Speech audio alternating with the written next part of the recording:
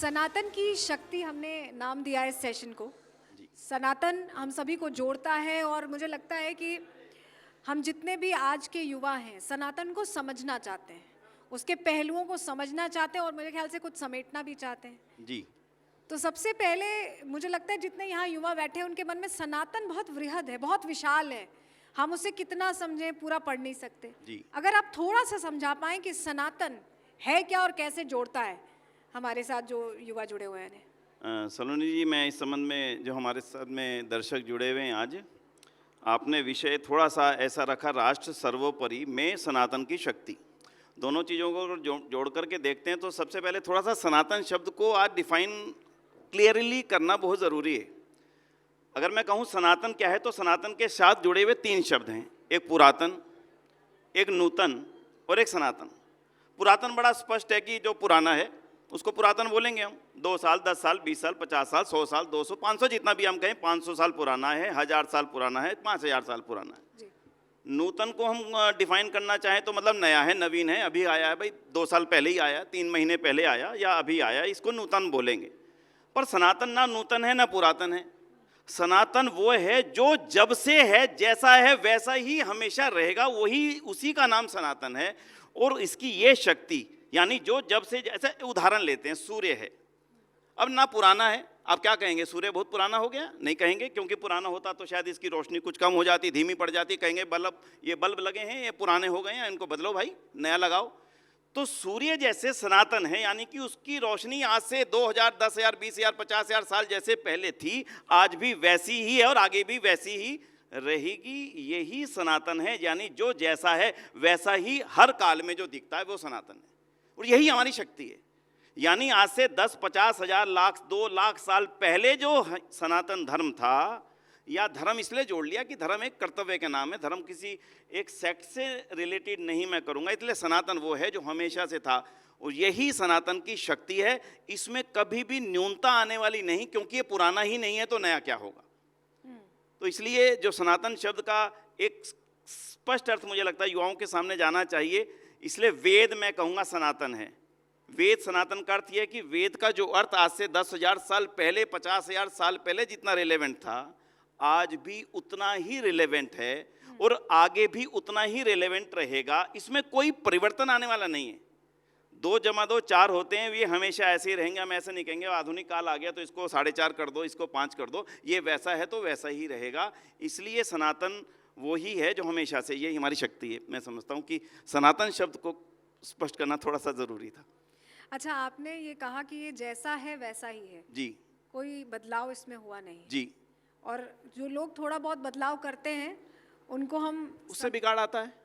किसी भी रूप में आप देख लें, अगर हम रामायण काल को लें, उस समय भी महिला का सम्मान करना बिल्कुल ऐसा था कि करना ही चाहिए, उसी के कारण विवाद हुआ। अगर मैं देखूं रामायण काल में देखें आप, या महाभारत काल में देखें, दोनों का विवाद एक ही कारण से हुआ। कहीं ना कहीं द्रौपदी का चिरहरण हुआ और एक ये उस समय के दृष्टि से गलत माना गया, उसका परिणाम महाभारत के युद्ध में हुआ। सीता का हरण हुआ, उसको गलत माना गया, रावण ने रखा। तो जो उस समय की परिस्थितियां थी, आज भी अगर ऐसा कुछ भी होगा तो उसको समाज एक्सेप्ट तो नहीं करता। इसलिए सनातन का परिवर्तन, सनातन के नियमों में परिवर्तन कभी भी नहीं आता। ये इसकी सबसे बड़ी विशेषता है। किसी भी ढांचे में, किसी भी सांचे में ढालकर देख लीजिए, ये बदलने वाला नहीं। आप ये बता रहे हैं, इसके साथ बोला एक गाना आता है कि कुछ बात है कि हस्ती मिटती नहीं हमारी, सदियों रहा है दुश्मन दौरे जहां हमारा। जी। सनातन को लेकर ये जो आपका विश्वास है, ये मुझे लगता है हर किसी में लेकिन नहीं है अभी भी, आज के दौर में भी, क्योंकि ये हमारी जो प्रथाएं हैं, हमारी परंपराएं, समय के साथ कई लोग इसका पालन भी करते हैं, बढ़ाते हैं, जैसे आप बढ़ा रहे हैं, आप लोगों को बता रहे हैं। कुछ लोग उससे विश्वास हटाते हुए वो बहुत वेस्टर्नाइजेशन जो हो रहा है उस तरफ जा रहे हैं। देखिए, सनातन के शब्द में हमने एक बात बार बार सुनी, सदियों रहा है दुश्मन दौरे जहां हमारा, कुछ बात है कि हस्ती मिटती नहीं हमारी। हम गौरव के रूप में इसको यूज करते हैं, उपयोग करते हैं। पर मैं ये जरूर कहूंगा कि हम जब भी मिटे हैं, कारण एक ही रहा है कि सनातन से दूर हटे हैं, हमारी मूल परंपराओं से दूर हटे हैं तो हमारा बंटवारा हुआ, हमारी मूल परंपराओं से दूर हटे हैं तो हम कमजोर हुए। महाभारत में अगर हम देखें तो मूल परंपराएं क्या थी? महिला का सम्मान, इतना ज़्यादा कारगर था। उस समय के बारे में कहा जाता है कि हवा जब चलती थी तो वो डरती थी कि कहीं मेरे चलने से किसी महिला का आंचल ना हिल जाए, कहीं राजा मुझे ऐसी सजा ना दे दे। यानी महिला का सम्मान कितना ऊंचा माना जाता था, इसे एक उदाहरण से समझते हैं। जब जब वो बिगाड़ हुआ तब तब नुकसान हुआ। तो इसलिए जो आपने कहा कि सनातन की परंपराएं बदल रही हैं, बदलाव होगा। हम जैसे ही मूल से थोड़ा सा भी अलग होंगे नुकसान होगा। ट्रेन एक ट्रैक पे चलती है, जब तक वो ट्रैक पे है सीधी जाएगी, स्पीड में जाएगी, जहां जाना है पहुंचेगी। अगर थोड़ा सा भी डी ट्रैक होती है, और आज अगर हम दुनिया में जो भी बदलाव या बिगाड़ के कारण देखते हैं, उसका कारण अकेला एक ही है। हमारा मूल सनातन का जो स्रोत है वो वेद है, और वेद से जितना भी दूर हम जाएंगे, थोड़ा सा जाएंगे उतना नुकसान, ज़्यादा जाएंगे उतना नुकसान, और ज़्यादा जाएंगे तो उतनी हानि होगी ही। एक शब्द आता है वेदना। वेदना आपने सुना है? वेदना होता है मतलब हम दुखी हैं या किसी कष्ट में हैं, तो वेदना, वेद को अलग कर दिए, वेद के विपरीत जाएंगे तो वेदना होगी, बड़ी स्पष्ट है। तो मैं ये मानता हूँ सनातन का मूल वेद है। यानी दुनिया में आज जो भी ज्ञान विज्ञान, जो भी कुछ आप देख सकते हैं या जो भी आप महसूस कर सकते हैं, जो भी हम एहसास करते हैं, जो भी हम यूज करते हैं, उस सारे ज्ञान और विज्ञान का मूल वेद है, और वही सनातन है। उसमें कभी बदलाव आने वाला नहीं। वेद के किसी भी मंत्र को लेकर के आज से जितने भी समय पहले चले जाएं, वहां तब भी उतना ही उपयोग था और आज भी उतना का उतना ही उपयोग है, उसमें कोई बदलाव नहीं आएगा मैडम। तो इसलिए सनातन, जो हमने कहा हस्ती मिटती नहीं हमारी, मैं ये कहूँगा, चाहे मैं दुख से कहूँ, हस्ती तो मिटी है। आज अगर हम दुनिया को देखें, महाभारत काल में सारी दुनिया पे हमारा शासन था। कौरव और पांडव शक्ति के केंद्र थे, दोनों में लड़ाई हुई। सारी दुनिया के शासक आधे इस ओर थे, आधे उस ओर थे, यानी कि दोनों हमारे साथ तो थे। दोनों को लगता था ये जीत जाए या ये जीत जाए, इसलिए किसी एक का साथ तो देना पड़ेगा। आज अगर हम देखें तो आज सारी दुनिया से America, Europe, Africa, south America, Australia, other than Asia, Bharat को ले लें, आज हम कहाँ पर हैं? मुझे लगता नहीं है। कारण वहीं पर जाएंगे जहाँ जहाँ सनातन कमज़ोर हुआ, यानी वेद का विज्ञान कमज़ोर हुआ, वेद की मान्यताएं कमज़ोर हुई, वेद के विपरीत आचरण जहाँ जहाँ हुए, वहाँ वहाँ हम कमज़ोर होते गए। संभलना तो हमें है, क्योंकि सनातन की उत्पत्ति इसी धरती से हुई, वेद की उत्पत्ति इसी भारत भूमि से हुई, इसी आर्यवर्त से हुई। इसलिए सनातन की शक्ति मजबूत रहेगी, बशर्ते मैं और आप जो सनातन के आरंभिक मुझे ऐसा क्यों लग रहा है कि आप योगी जी की बात कर रहे हैं, बस थोड़े अलग अंदाज में, कि बटोगे तो कटोगे वाली ही बात है ये, लेकिन वो थोड़े अलग अंदाज में। मुझे ऐसा क्यों लग रहा है आपकी बात सुन के? योगी जी ने जो बात कही है, उनके अपने राजनीतिक और सामाजिक अनुभव के कारण कही है। पहले भी हम बटे थे, कौरव और पांडव के रूप में दो भाई बटे थे, उसका परिणाम सारी दुनिया जानती है क्या हुआ था।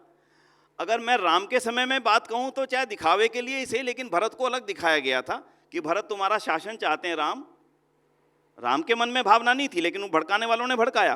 तो जब भी हम बटे थे तभी हम घटे थे, और तभी हम कटे थे। तो दोनों चीज़ें साथ साथ जुड़ी हैं। तो योगी जी का जो राजनीतिक अनुभव है, इतना ज़बरदस्त, और सामाजिक जीवन का अनुभव है उनका लंबे समय का, मुझे लगता है उनके शब्दों में पूरी गहराई है।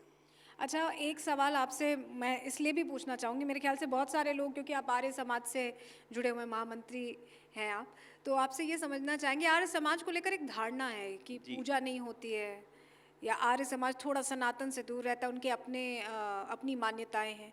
ज़रा अगर आप क्लियर कर पाएँ कि आर्य समाज कैसे काम करता है और कैसे सनातन से जुड़ा ही है, ये जो एक भ्रांति बनी हुई है, इसे दूर अगर आप करें। वैसे तो आज मैं जितने भी साथी बैठे, मैं बड़ा स्पष्ट कहूँगा कि ये इतनी बड़ी भ्रांति है जैसे आज कोई ये कहे कि सूरज शाम को 8 बजे बंद हो जाएगा। इतनी बड़ी भ्रांति है, इससे ज़्यादा मैं कुछ नहीं कहूँगा। आर्य समाज मूल रूप से ईश्वर को मानने वालों की ही संगठन है, इसके अलावा उसकी और कोई व्याख्या करना ही मुश्किल है। एक ईश्वर जो सारे संसार को चलाता है, उसकी मान्यता देना, और एक ईश्वर का वो ज्ञान जिसने सारे संसार को रोशनी दी, वेद का ज्ञान, उसी का प्रचार करना, ये आर्य समाज के मूल उद्देश्य में है। जब हमारे मूल उद्देश्यों में ईश्वर द्वारा प्रदत्त वेद ज्ञान को जन जन तक पहुंचाना है, तो फिर ईश्वर की मान्यता के बिना वो कैसे संभव है। और आर्य समाज का कोई भी कार्य शुरू होता है तो ओम लिख करके शुरू होता है, यानी ओम ईश्वर का नाम है। और आर्य समाज का कोई भी कार्यक्रम ईश्वर की स्तुति, प्रार्थना, उपासना के मंत्रों द्वारा शुरू होता है। तो मुझे बहुत सरलता से कहूँगा, ऋषि ध्यान हमारे संस्थापक थे, और महर्षि ध्यान के जीवन का अंतिम अवसर था जब उनको जहर दे दिया गया था। तो उस समय जहर देते समय जब वो मृत्यु के निकट जाने लगे, उन्होंने केवल एक ही शब्द कहा, हे ईश्वर, तुम्हारी इच्छा पूर्ण हो। इसका अर्थ बड़ा स्पष्ट है। अगर वो उस समय भी ईश्वर को स्मरण कर रहे हैं तो मैं ये कहूँगा उनके मानने वाले आर्य समाज के लोग ईश्वर को कैसे डिनाई कर पाएंगे। इसलिए तो एक भ्रांति है। क्या कारण डाली गई, क्यों डाली गई, मैं इसको नहीं कह सकता हूँ, क्योंकि मैं इस मंच से कह सकता हूँ कि आर्य समाज ईश्वर की गहराई से मान्यता और अपने अंदर विश्वास रखने वालों की संस्था है ही, इसमें कहीं कोई दो राय नहीं है। महर्षि दयानंद का ईश्वर के प्रति जो विश्वास और आस्था का एक बहुत अनुभव है, वो एक गजब का अनुभव है। कभी उसको पढ़ने का किसी को अवसर मिले तो मैं चाहूँगा अवश्य पढ़िएगा। बहुत शुक्रिया आपका सर, आपने सनातन को लेकर, आर्य समाज को लेकर जो मन में लोगों के विचार हैं उसे एक तो क्लियर किया और सनातन का अर्थ बताया। बहुत शुक्रिया आपका। बहुत बहुत धन्यवाद सलोनी जी, आप सभी का बहुत बहुत आभार, धन्यवाद। Thank you sir.